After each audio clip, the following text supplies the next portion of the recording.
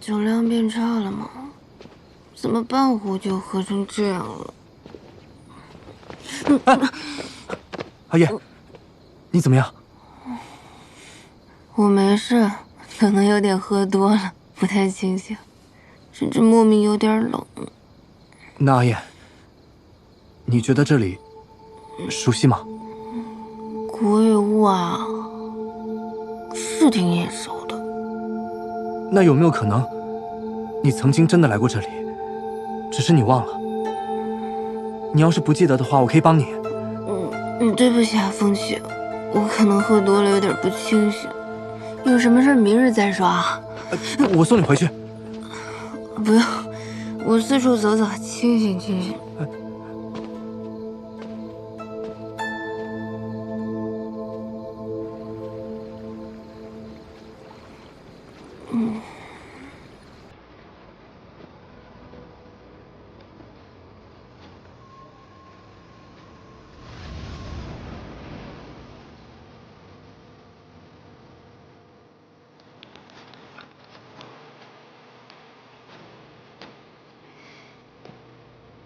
玩得开心吗？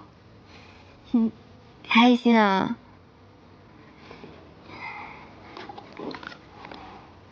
师兄他们种的菜，烤的肉都很好吃。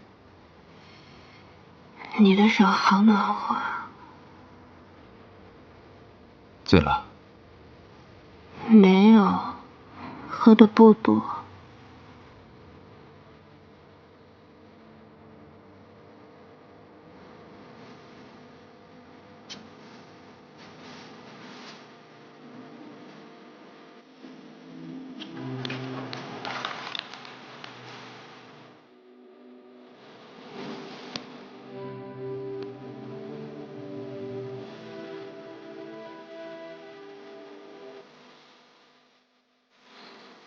你为什么总是看我一会儿就笑啊？以前也这样吗？有吗？有啊。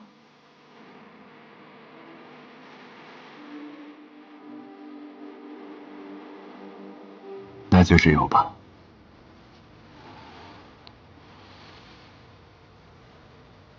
你也是。虽然很多习惯看似变了，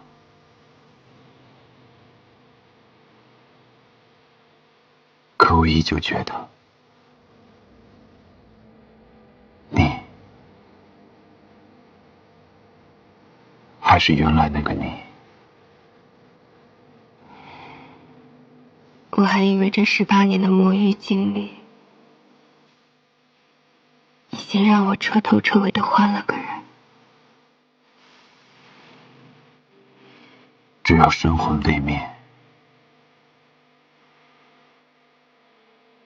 不对，即使神魂重生，我也有信心认出你。如果你能一直保持这副自信的样子，我也有信心能一眼认出你。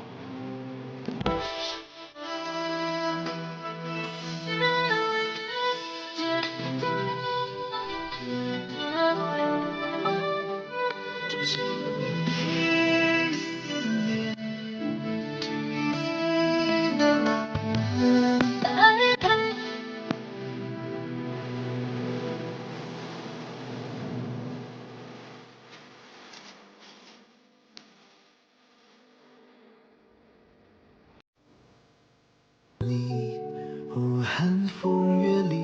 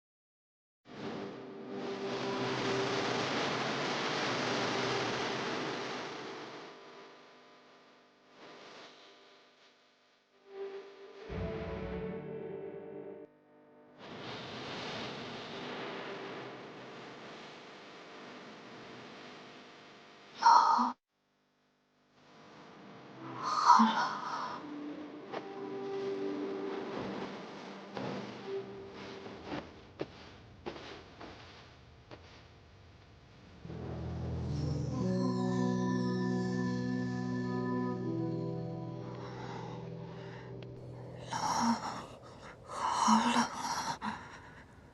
今日并不冷，他为何总会感觉冷？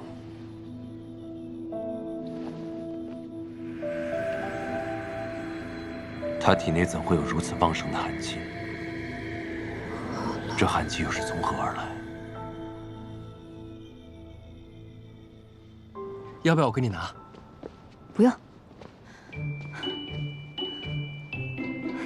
这朵也好看。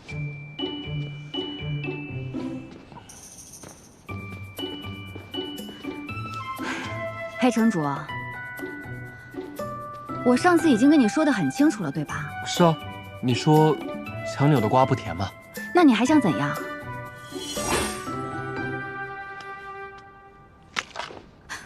你想干什么？这些是我在仙府弟子的药谱里面强扭的瓜，可甜了，尝尝吧。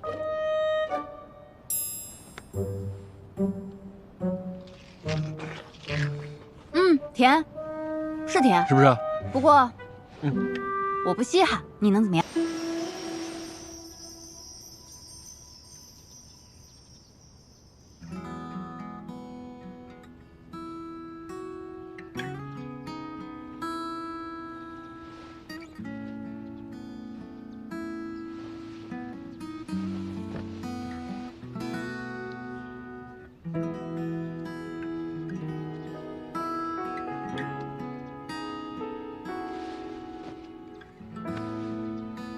睡得可好？不好，感觉好冷。昨日我离开后，可有发生什么特别的事情？昨日没有啊，就突然觉得好冷。风起跟我说了一些莫名其妙的话，什么我以前来过这里。我去找他。怎么了？你看上去脸色不太好，不会是想去找他打架吧？你突然愈甚的寒气，我怀疑并不是偶然。此事透露着诡异，恐怕风起隐瞒了我们一些事情。我用真言之事探一探便知。别，你跟风起本来就有矛盾，我怕你俩再吵起来。有什么要问的，我去就可以了。你一个人去？可以的，放心。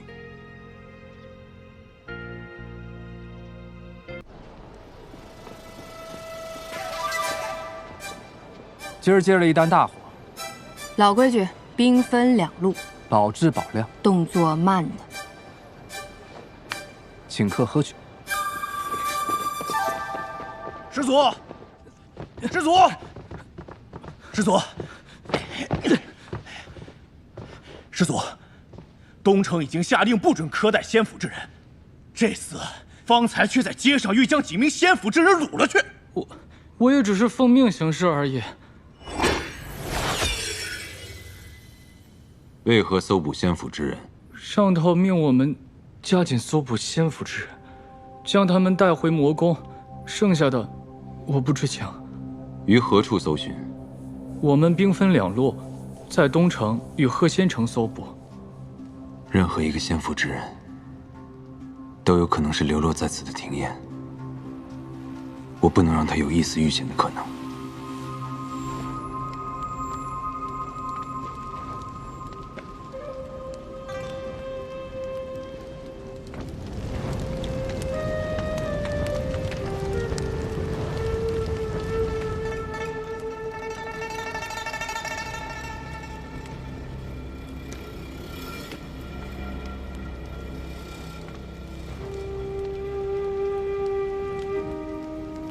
看来是经历了一场恶斗。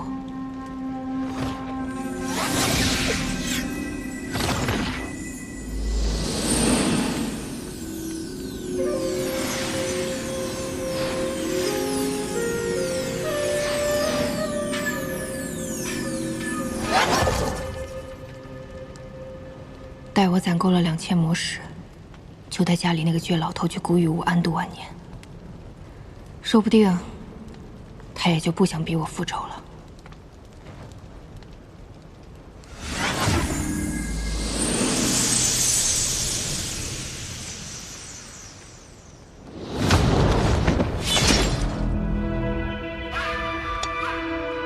几位兄台，有事吗？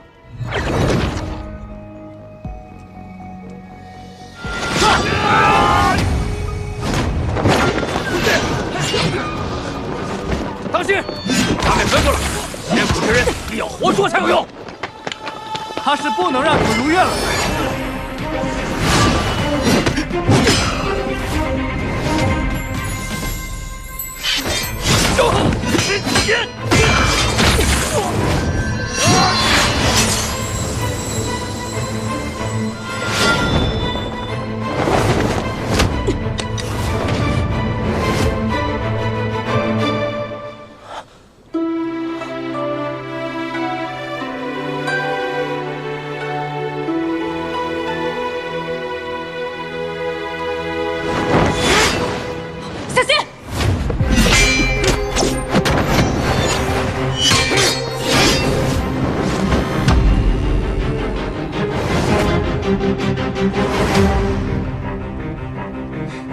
走开！今天是逃不掉了。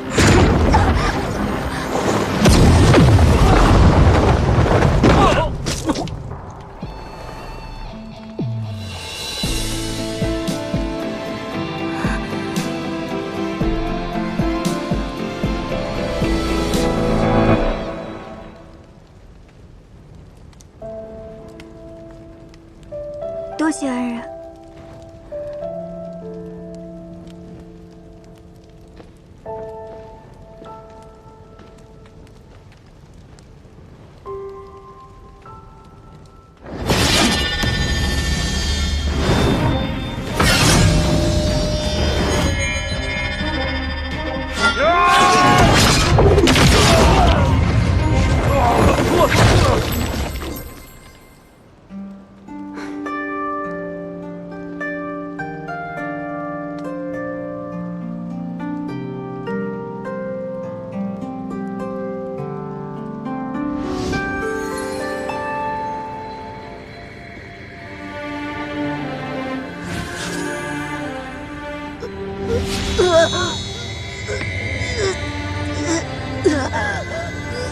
当年在白骨院救我的人，是你吗？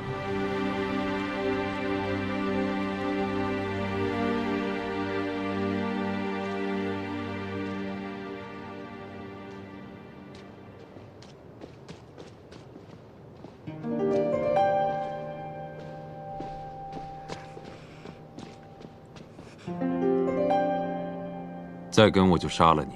前辈可是仙府之人，我可否向您打听两个人？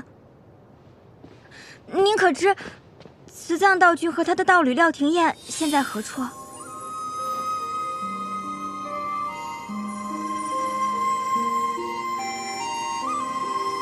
你是凤山血脉，你是师祖？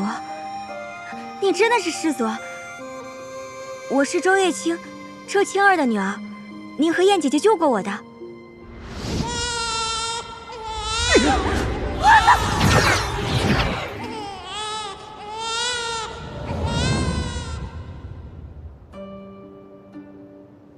你怎会在魔域？当年仙府大乱，我和娘亲在战乱中流落至魔域生活。前几日娘亲病逝了，我孤苦伶仃，便想去寻师祖和燕姐姐，没想到在这儿就遇见了您。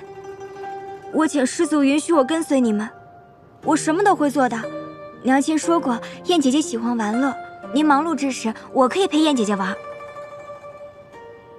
她确实喜欢玩乐。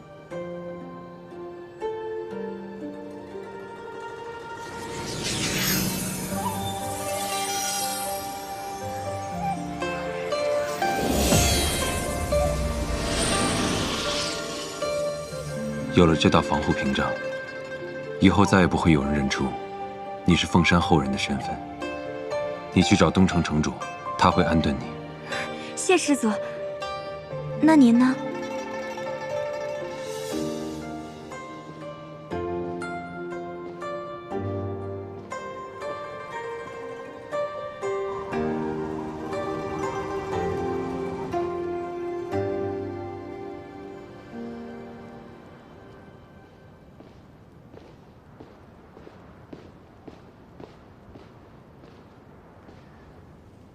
师祖，我们已经在魔域攻下了4城，明日是否还继续？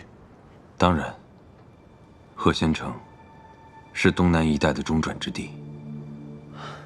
念九明白了，正因如此，所以应该会有不少的仙府之人藏身于鹤仙城。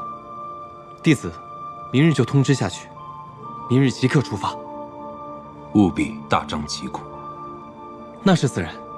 不过，师祖，您说我们都已经攻下了这么多城了，庭院那边为什么还是没有消息？或许他是被什么事情牵绊住了。若他还不露面，我就将由赤踹下魔主之位，让整个魔族为我找人。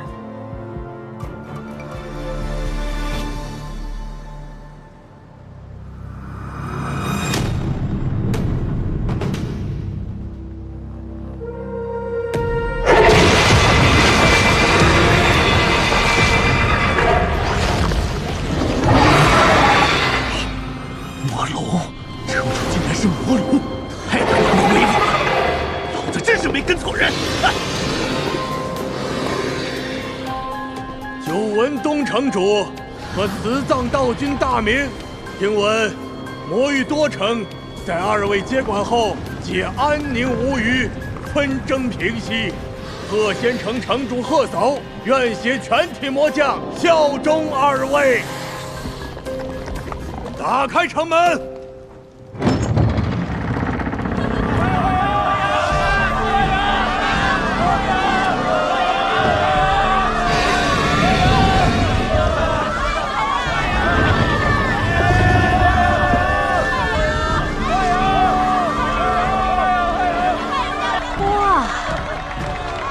城主的原身竟然是一条黑蛇啊！你说，他化为人形时会不会也是这么威风？我看你又打人家修为的主意了吧？别被人听到了。哎，那领头攻城的竟然是个小白脸，长得还挺英俊的。说定了啊，人归你，蛇归我。哪儿跟哪儿啊？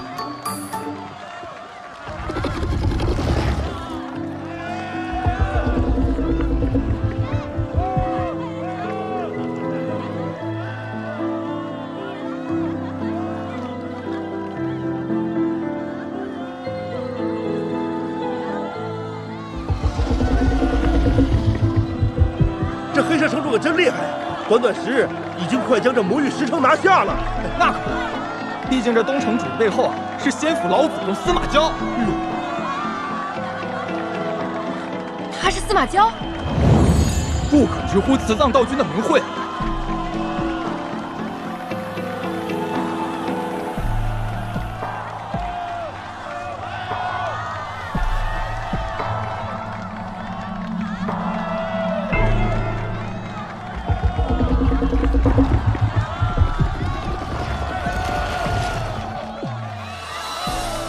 本来以为是许日良缘，没想到你是冤家路窄啊！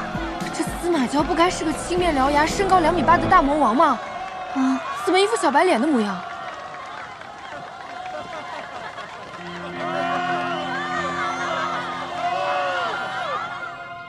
兄长，千度，你怎么成这个样子了？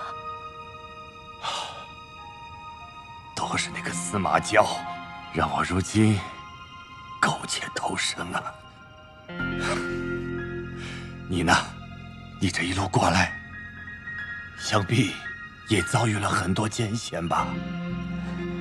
我在路上一直躲避魔修的抓捕，在途中听说司马交已经杀进鹤仙城了。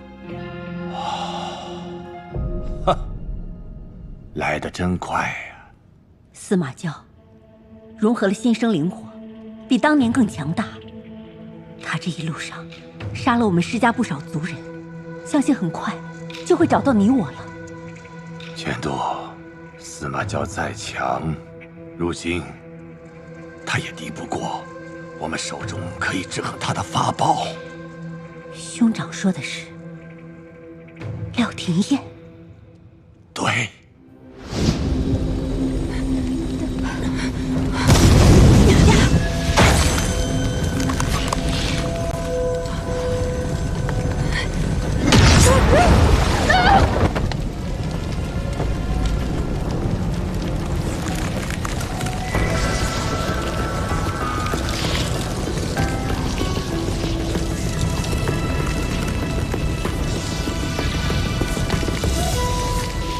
那廖廷燕，竟然是能克制司马娇灵火之力的极寒之体。没错，我带他逃到魔域之后，先给他施了洗魂之术，抹去了他的记忆，好让他为我所用。怪不得18年前你不杀他，反而把他带到了魔域。那为何他在司马娇身边待了许久，但是他的寒体并没有影响到司马娇功力的一丝一毫呢？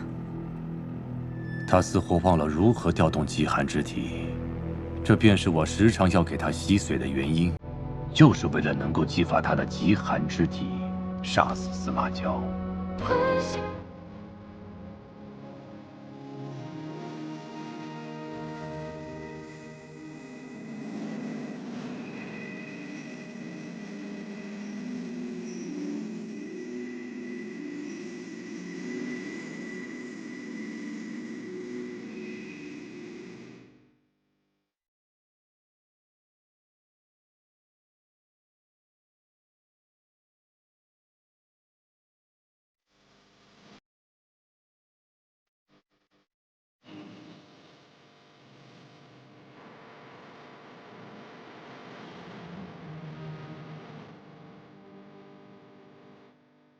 廷燕，在过去的这些年里，我时常深陷梦里，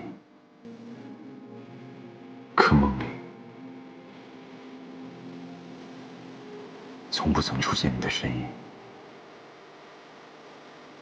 后来我才知晓，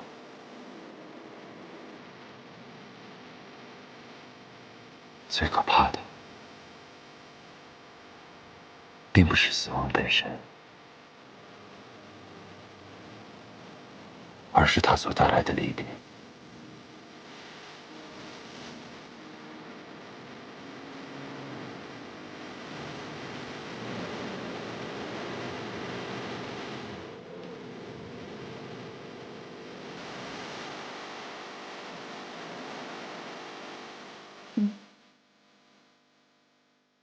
不好意思，我觉得我们的关系还没有这么近。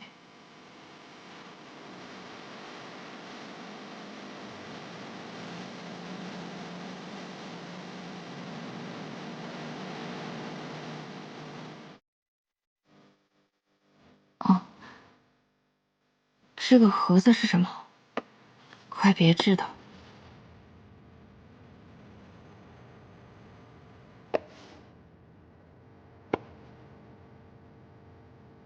送我的？嗯，这个脚镯是我亲手做的，喜欢吗？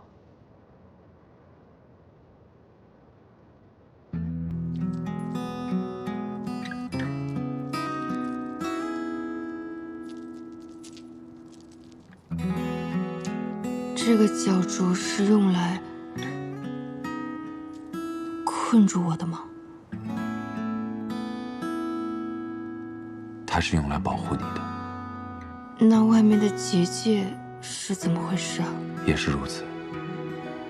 如今，你有了这法器，外面的结界便无需存在了。这个防御脚镯能抵抗所有人带给你的伤害。所有人，也包括你吗？可是，灵火能烧任何东西。世间有什么防御法器能抵御住灵火的灼烧？他能。18年前的事，不会再发生了。那我岂不是可以横着走了？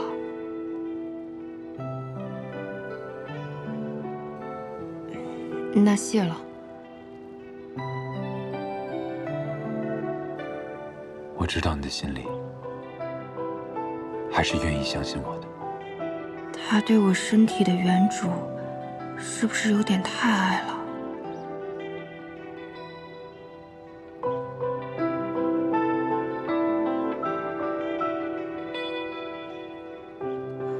你的伤还没好啊？不值一提。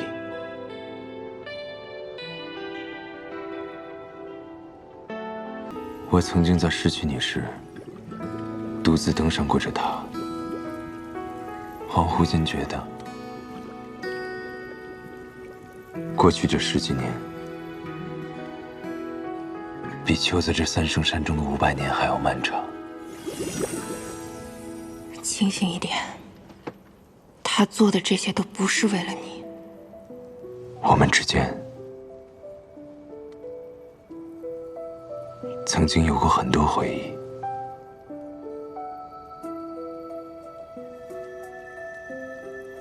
他们都真实的存在于这里。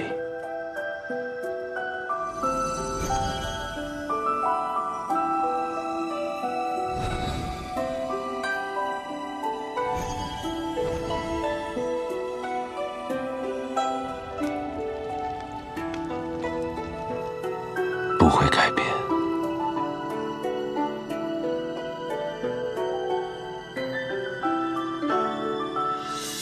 也不会消散。其实我并不是你口中的廖廷琰。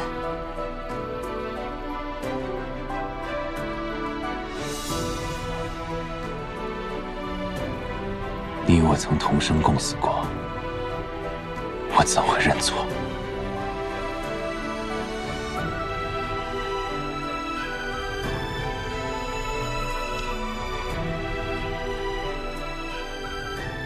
这些都不重要，你可把今日当做我们的初遇。从今往后，我会给你重新制造属于当下你我的记忆。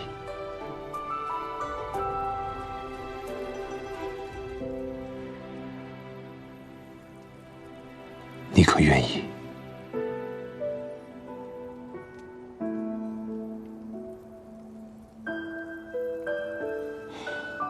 那我们这个充满花灯与繁星的初遇，还挺浪漫的。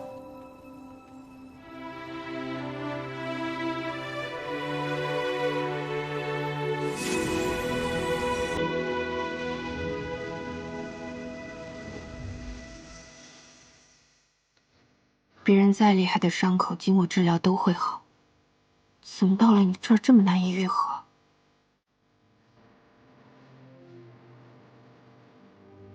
得到的越多，付出的代价便越大。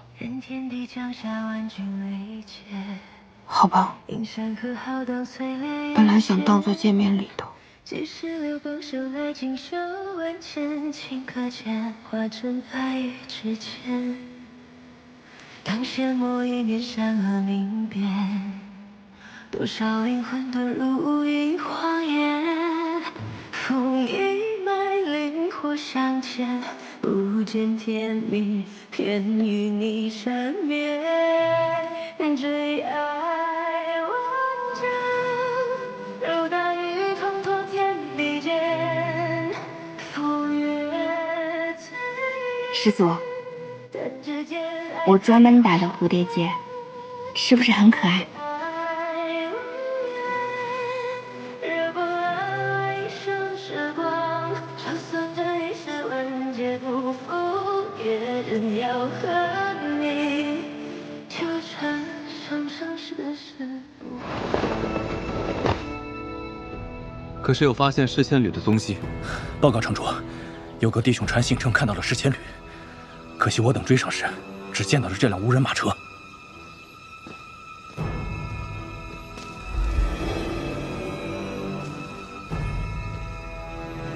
果然是释千缕。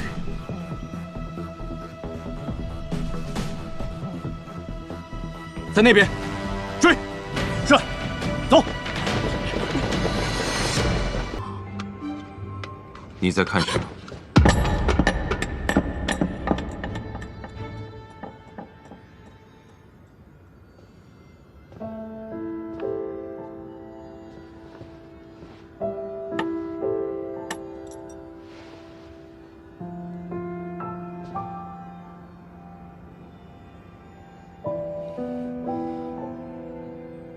你怎么这么紧张？这两枚小圈有问题吗？没什么。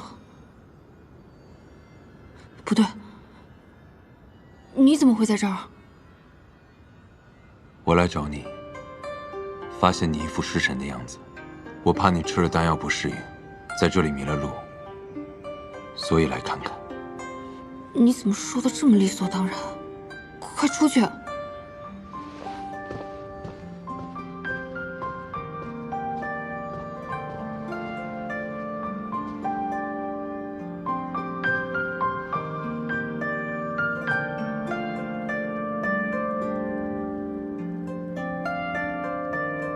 看来，这东西是送给我的，对吗？你从哪儿看出来的？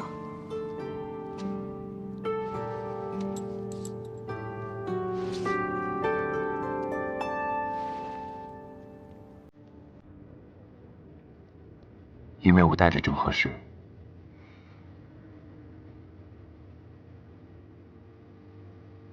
你挺会对号入座的。你看到了吗？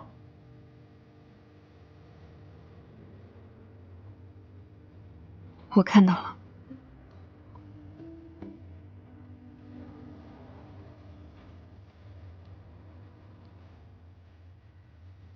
我知道，你以前会喜欢我，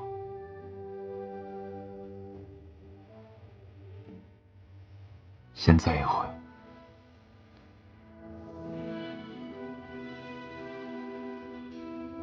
你会依赖我，相信你，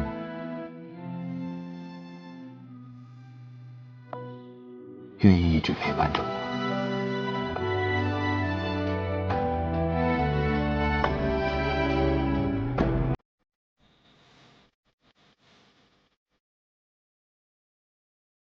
因为你是这样，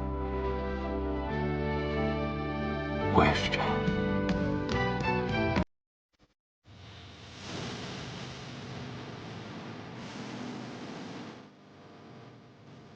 先说好了，这不是婚戒，只是情侣戒指。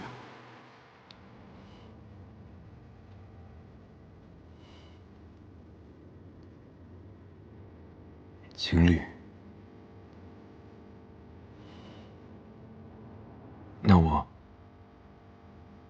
那我现在算是你的朋友了吗？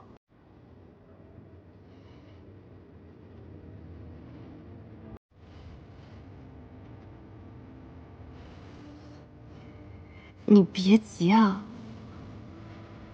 你先让我适应一下。莫非你现在还不相信我？我信，我信。我这灵符里铁证如山的，想不信我不是廖廷艳都不行。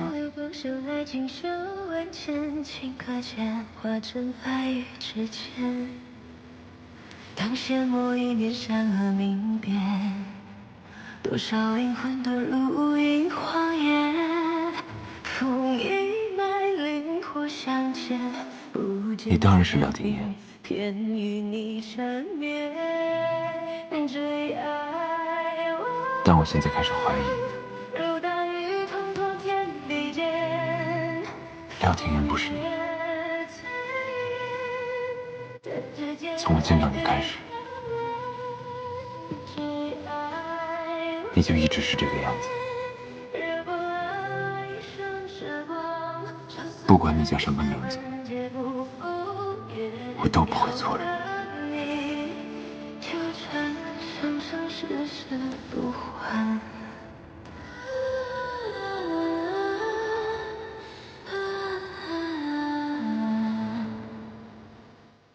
我不会认错，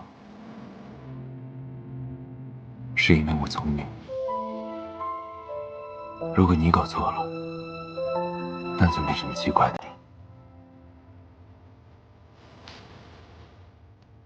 你再这样说，我不当廖廷琰了。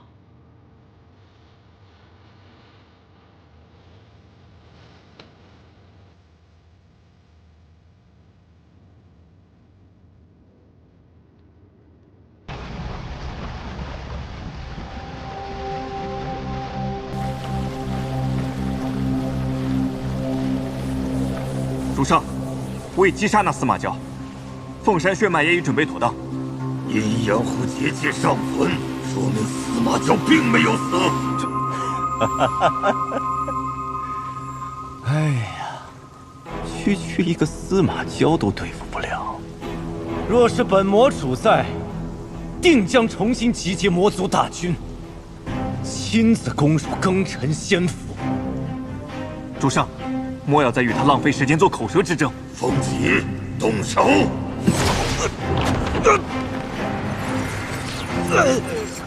准备好了吗？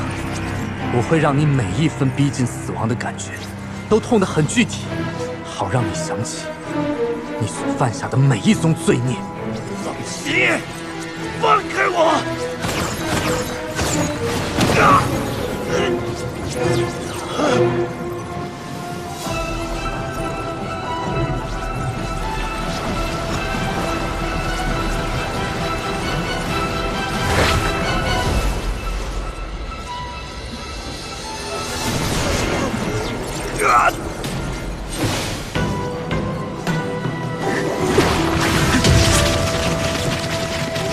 阿燕，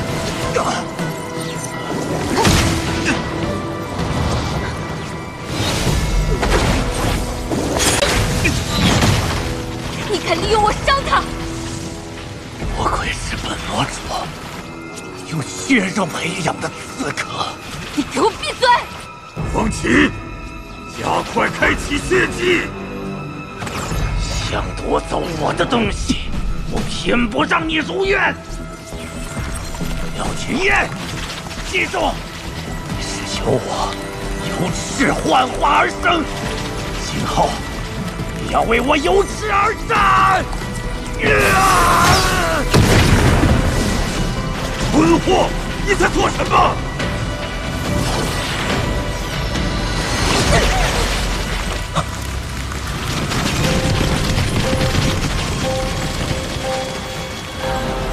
快阻止他！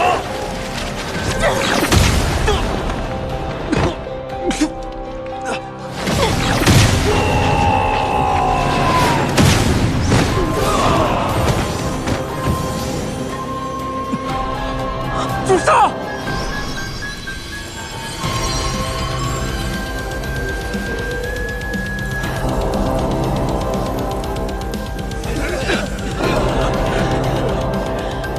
什么情况？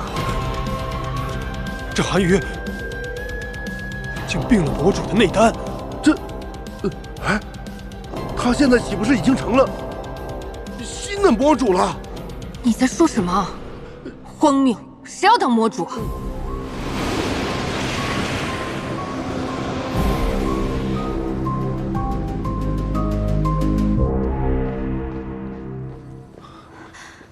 如何了？如何？师祖灵力大为损耗，又失血过多，恐怕无能为力。怎么可能？师祖重伤，阿燕又下落不明，这该如何是好啊？白竹，你先去好好照顾师祖，其他的我们来想办法。是。我就知道那女人不可靠。我说她怎么就能缓解司马娇的灵火之痛呢？原来不是缓解，是压制。如今她的极寒之体被彻底激发了，若想要她的命，她随时会死。庭燕不会伤害师祖的，终归是魔族之人，哪里会对她有真心？他还傻不拉几的用护心蛊给人家做护身法器，结果搞得自己千疮百孔，连灵火都要控制不住了。这个时候，你能不能不要再说一些没用的话了？廖廷燕本体是寒鱼刺客，司马娇是灵火宿主，他俩天生相克，还非得搞在一起，这不就是你死我活吗？他很不好，快救醒他！继续下去，他会把自己烧死的。如今师祖变成这样，万一魔族的人此时打来，该如何是好？或许我有办法一试。念九哥哥，师祖曾为我设下防护术法，护我凤山血脉的身份。如今师祖有难，我请你解了我的术法，让我以注血术为师祖补血。我知道可能成效甚微，但这是彼岸唯一能为师祖做的了。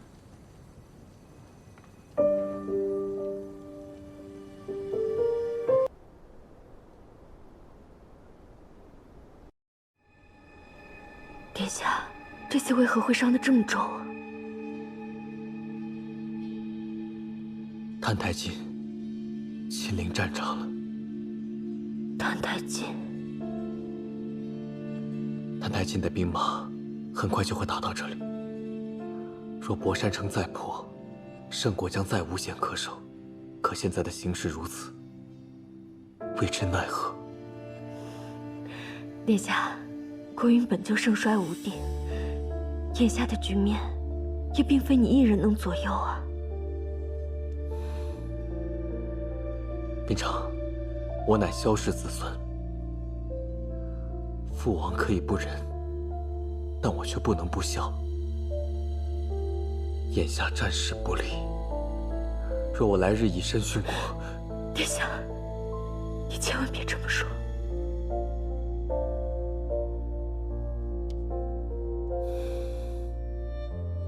战场上生死一线，这些事我早该同你讲。秉常，若他日我战死，我希望你不必为我守节。若能寻得个可靠的男子，能得你的芳心，又能照顾你的余生，再结良缘也未尝不可。不，如果有那么一天，妾愿与殿下同死。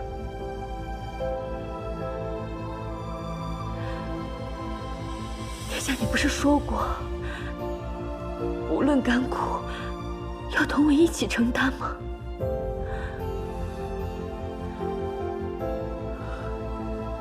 是我不该吓你。好了，不要再哭了，我这不是好好的吗？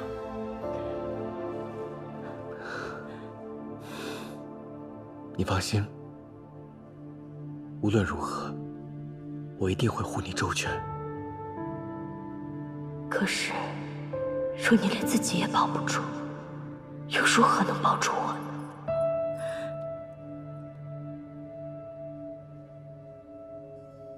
好不容易攒了几颗钉子，小魔神人就跑了，这可怎么办？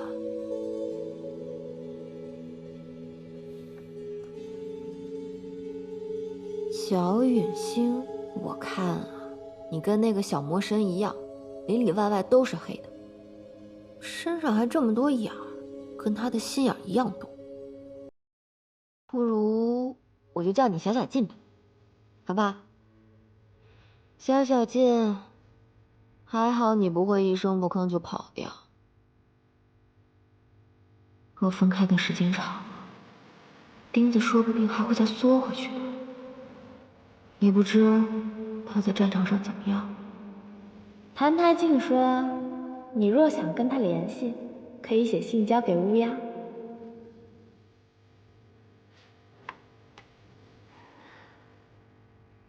澹台烬亲见。不对。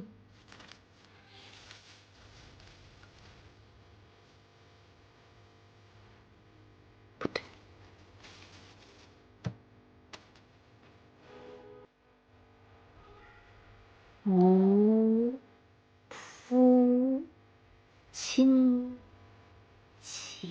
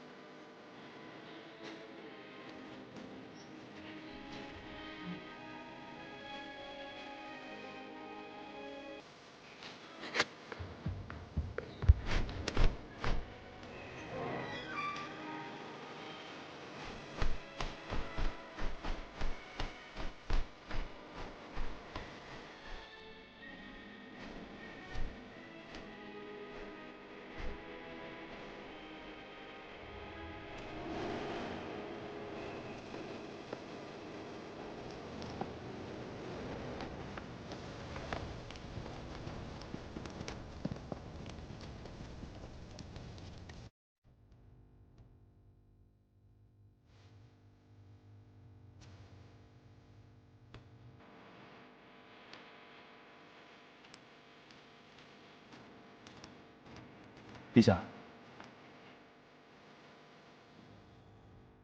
叶惜乌又来信了。是，今日已是第4封了。他怎么这么能写？也不怕把乌鸦给累死？近来乌鸦的确是有些怨言。放下吧。是。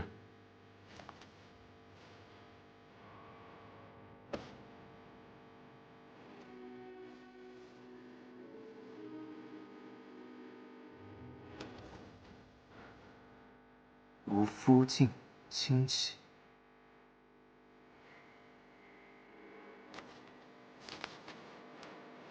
我晚上回了趟叶家，还吃了祖母做的花糕，可香可甜了。想着若是你在，也一定会喜欢的，就跟祖母学了做法。可惜不知为何烧出来有股怪味。你在军营里吃喝可还好吗？是不是不怎么样？还是早些回来吧，我等着你。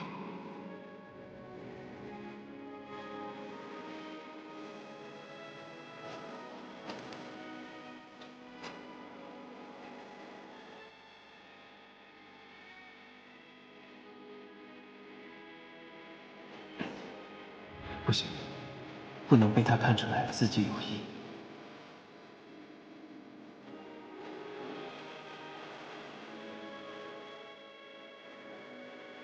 他催我回去，大约只是不想圣国这么快被我攻破。恐怕并不是因为喜欢我。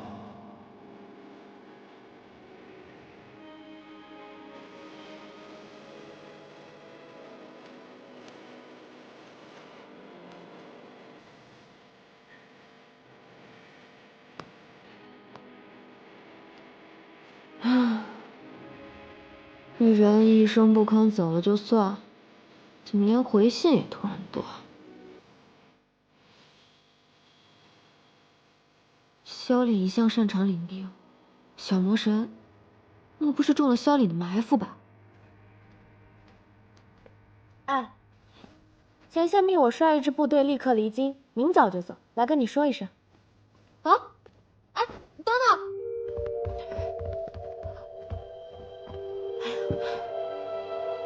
为什么突然调你走啊？前线出什么事儿了？还真被你这小乌鸦嘴说对了，没什么大事儿。谭谭静受伤了。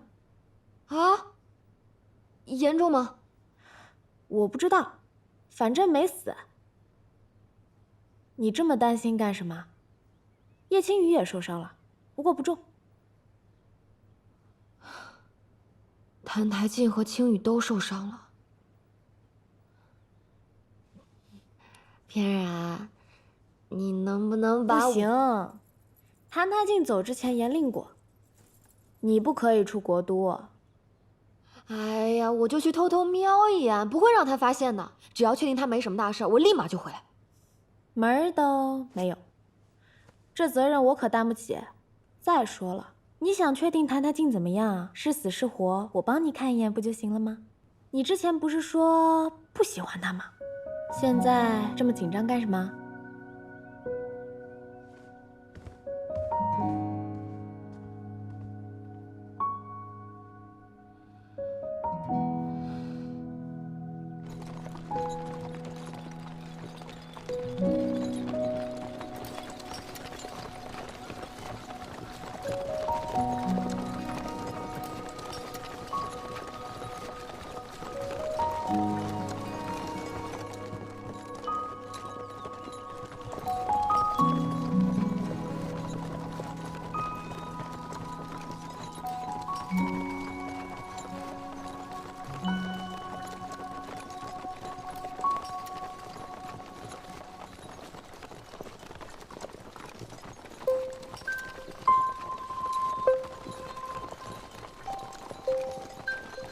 这野丫头还真是拦不住，只好叫你知难而退了。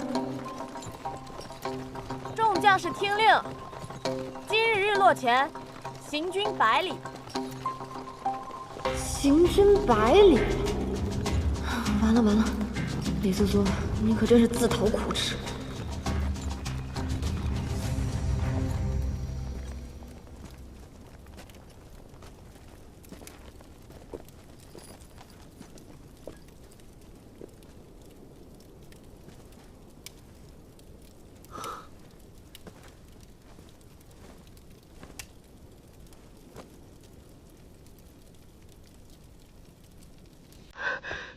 殿下，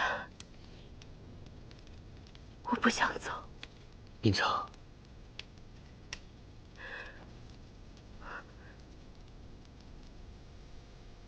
只是回宫陪母后小住几日而已。我知道你担心圣国的百姓不容易，但父王也派了亲卫护送，定不会有什么闪失的。何况回了圣都，总比在前线安全得多。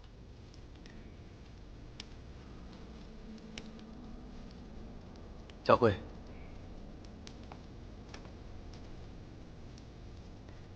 父王飞上车吧。是。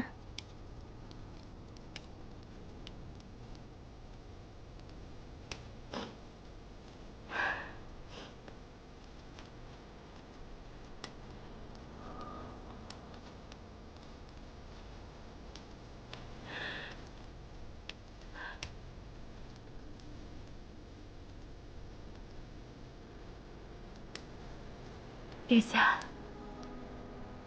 以后并常不在你身边，千万保重。我等你回来。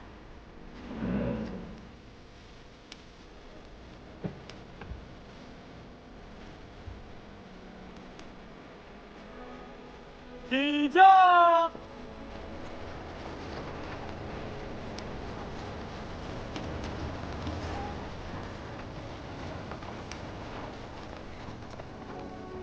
兵败是早晚的事，倒是都城若不保，秉常该如何？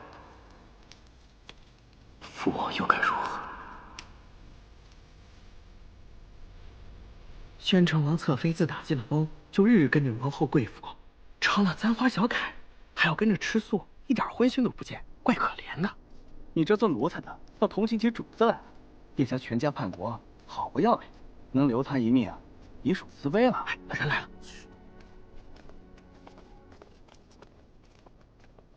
哎，小姐，你不要紧吧？没事。待会儿回去，佳慧给您敷一敷膝盖。不用了，咱们的住处还是漏雨的呢。我这就去请人来修葺吧。罢了，请过多少次都没用。以后漏雨的屋檐、破旧的衣裳，都由我们自己来修。先前我说过，权势才是利器。可我只是个弱女子，只能依靠有权势之人。本以为萧凛是我终身的依靠，如今却信也不回。这几日，辛苦你多在宫中替我留意了。佳慧愚钝，小姐，您最近总是说这些，佳慧都有些害怕了。没事，有我呢。走吧，小心。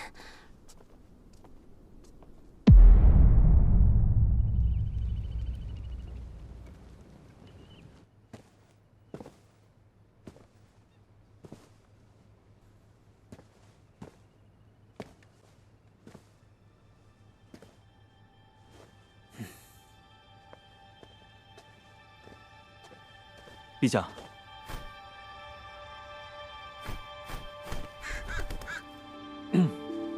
今日也没有来信。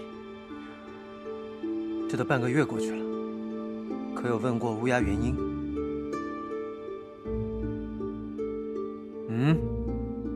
与鸟兽沟通的本事，陛下也有，要不然您还是自己问嘛。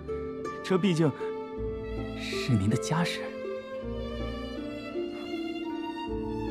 好你个念白羽，打死你！他爱写不写，随便他。陛下，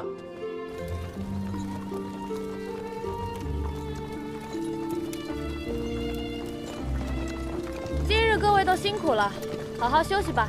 是。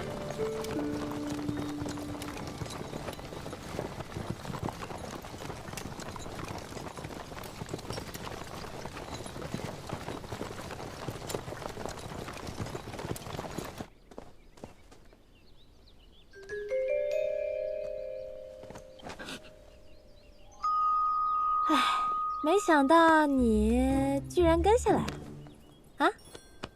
哦，好你个黑心狐狸，你竟然早就认出我了，还每天眼巴巴的看着我受苦。我都好几日没给谭台烬写信了，不知道他有没有把我忘。还好那颗钉子没缩回去。放心，这叫欲擒故纵。男人嘛，你整天上赶着贴着他，他不把你当回事儿，偶尔冷冷脸很管用的，相信我。陛下呢，就住在那儿，你就按我们说好的，进去看一眼，看一眼就回来找我，我再派人把你送回去。我知道了，你要去哪儿？我去看看叶青雨，我怕他脑子摔坏了。哼，他脑子早坏了，不然怎么会看上你？哼，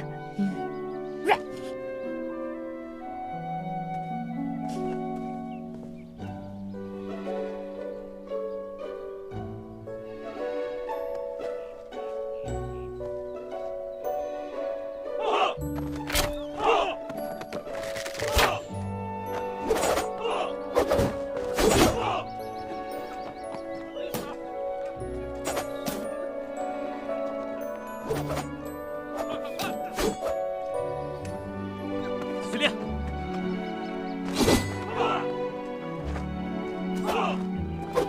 你的伤怎么样了？已无大碍，多谢。哦，你来得及时，刚好有件伤脑筋的事。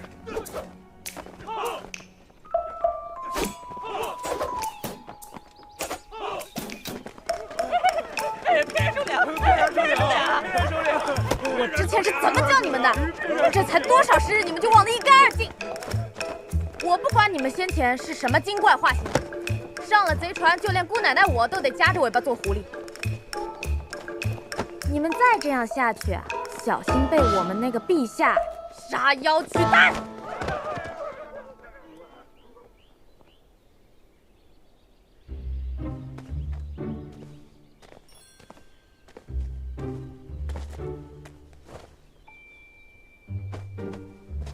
陛下，这小魔神看起来还挺精神的。姑教育你的事，估计是伤得不重，已经好了吧？回陛下，愿意还好他没事。若有异常，会有人立刻。喂，我这头上怎么生尘？什么怪声？今日伙房杀猪吗？没有啊。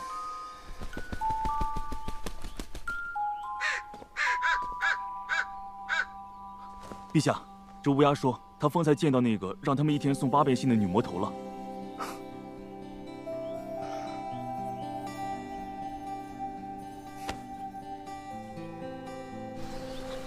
我逃得这么快，小魔神应当没发现我了。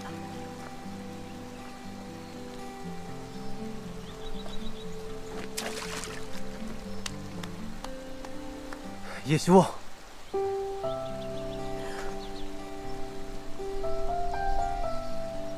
你怎么来了？我藏在行军队伍里来的，天然不知道这件事情，你不要罚他。我就是想来看你一眼。我听说你受伤了，我好几天都没有收到你的回信。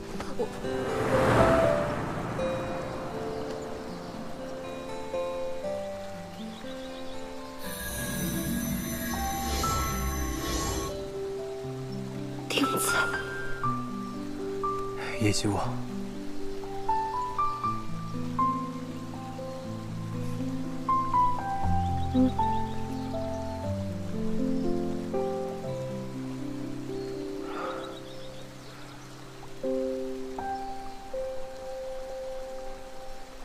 你馊了。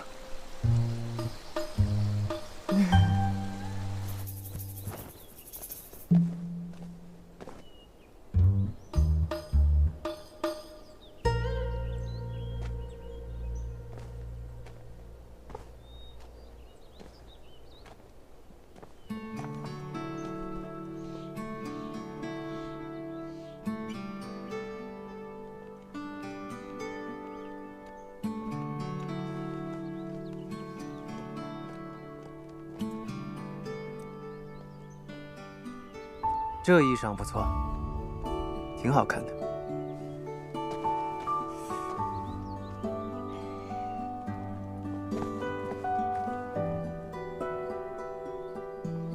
白羽，叫军医拿些药来。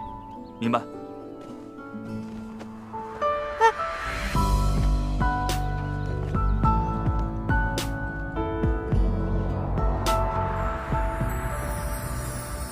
你的眼神再近一寸，心动变成虚落地生根，满天星辰敲落上你每一分。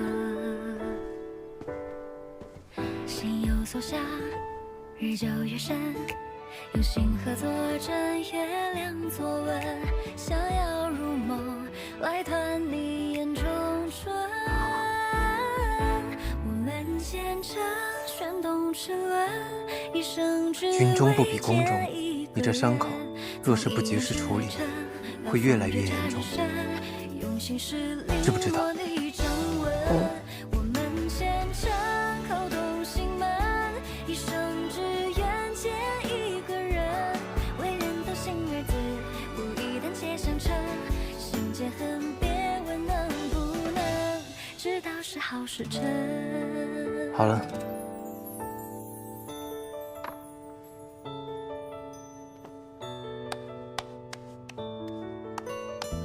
还有没有哪儿不舒服？没有了。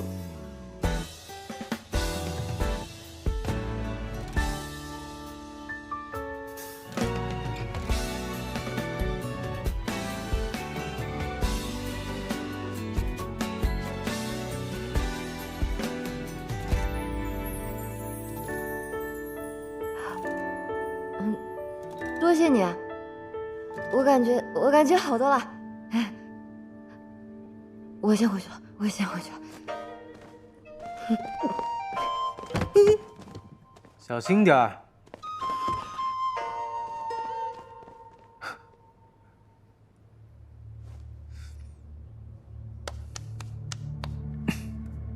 边境出现的那批妖兵应该不是偶然，萧逸究竟想要做什么呢？孤等不了你那数万妖兵练好了，还有没有更快的法子？陛下若肯冒些险，我主倒有一法，可以澹台境至亲之人的骸骨为银，再加9双童男女和一个亲近之人一起献祭，方可使陛下达成所愿。不过此咒法必须要至亲之人的骸骨。好，这有何难？吾自会派人去取。至于谭台烬，亲近之人将那风氏女拉来即可。今夜有雷电之象，正是做法的好时机。只待咒法完成，谭台烬必死无疑。这些帐篷长得都差不多，我怎么好像在一个地方转了好几圈？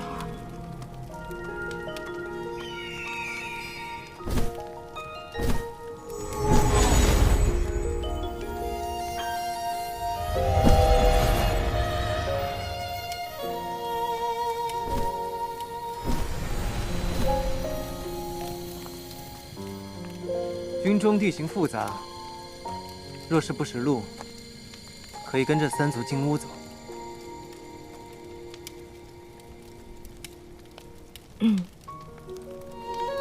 谭台烬，你不怪我偷偷离开国都，偷偷跑来军营？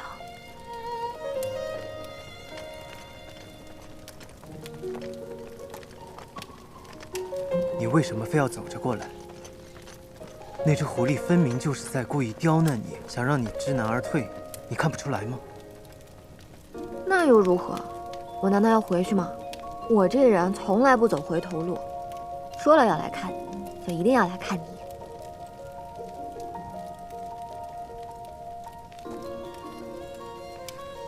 不过你来晚了，我那剑伤已经好了。天然是怎么说的来着？欲擒故纵。哦，那既然如此，我明天就回去吧。哎，在你脚好之前，哪儿都不许去。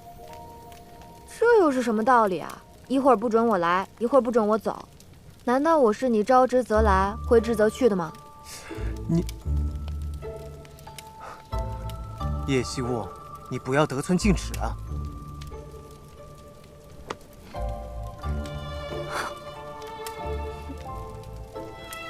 明明是你先不告而别，一个人偷偷跑来加官，把我一个人孤零零地扔在景王宫，害我替你担惊受怕。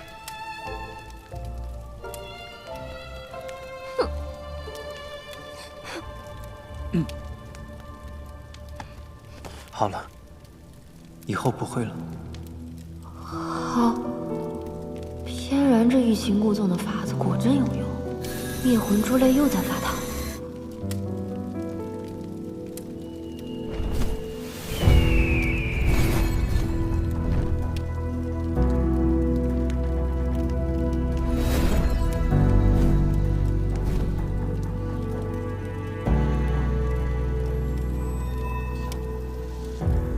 那我先回去睡了。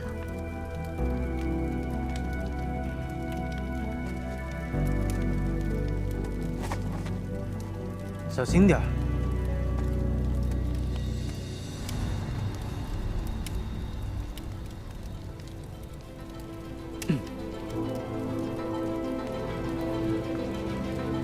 今夜为何总是隐隐感觉不安？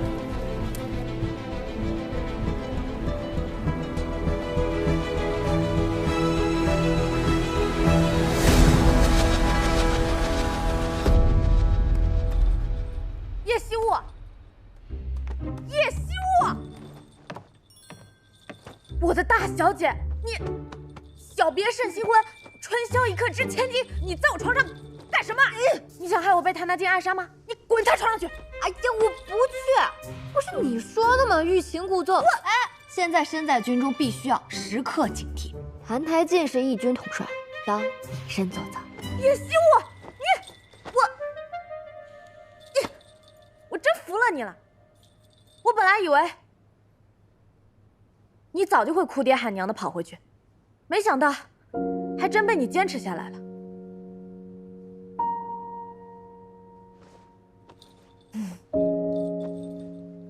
叶希沃，你是真喜欢谭台烬啊？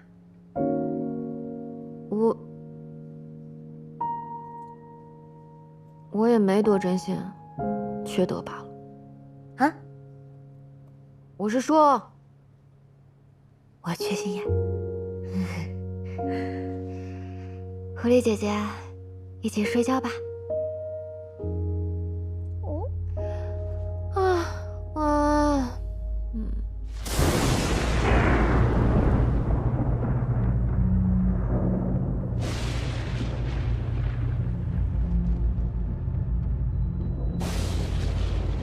陛下，何事？圣王萧绎盗走了太后的骨骸。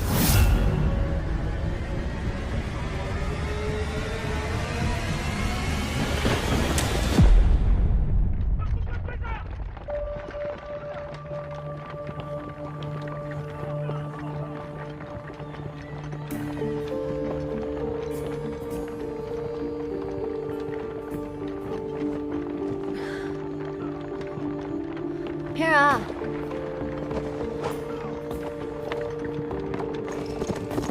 谭太监，谭太监，谭太监，叶惜雾，谭太监为何会突然离营？出什么事了？不知道，连我也没告诉。你老实在帐篷里待着，不要随便出来，听到没有？